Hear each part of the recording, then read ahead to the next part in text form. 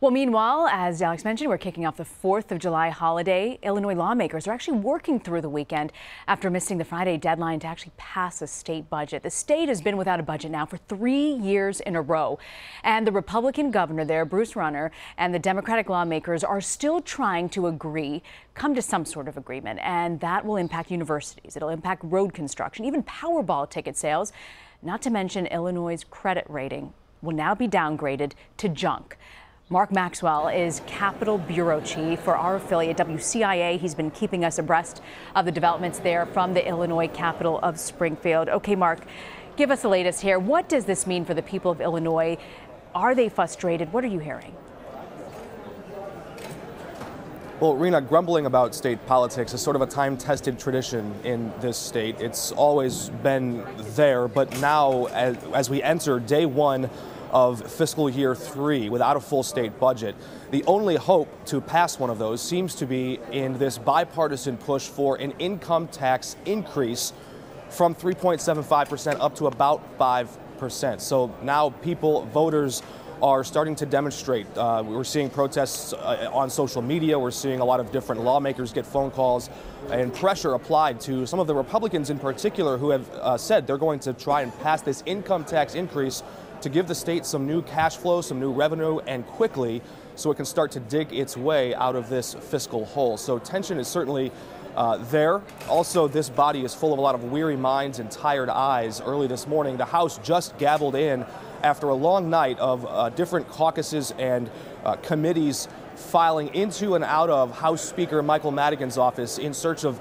finding the last few pieces of this compromise to piece it together and try to get a budget done before the end of business today. Now, you mentioned the downgrade to junk. Speaker Madigan did send a letter to the 3 bond ratings agencies yesterday, knowing that there was a tripwire at 12:01, urging them to give a little bit more time to try and work with the state to get something done today. And House members are walking in here optimistic and weary in search of this vote. So a lot on the line and a high-stakes vote coming here in a few moments. I was just admiring how many people are behind you there packed on a Saturday morning. Are they close, though, Mark, to reaching any sort of consensus? Do you believe that something could happen in the next couple of days? Well, the representative that just walked past me just a moment ago, she's flirting with a run for Congress in 2018. She says today's the day we get this done. So on their face, a lot of different members have worked on this. They've argued and fought and debated on this House floor at the committee level all over these different varying issues for 2 years, 2.5 years really. And so there is a lot of optimism from the members here. But again, there's some dread from the electorate, because anytime you try to raise property taxes, or rather raise income taxes, there's going to be some pushback, and so that's part of the problem here. House Republican Minority Leader Jim Durkin said even if it means losing his position at the ballot box in 2018, he still plans to put this vote forward because he thinks it's what's in the best interest of the state long term. And Mark, if this budget does not pass, it's been 3 years since one has passed, what happens?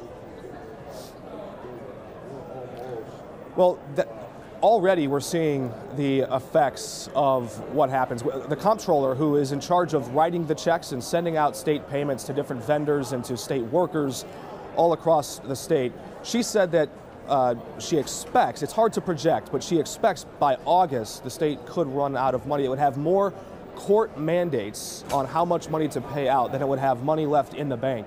And so it comes to this crossroads where there are more bills to pay than there is cash on hand. And so that's what we're up against here. It could be coming.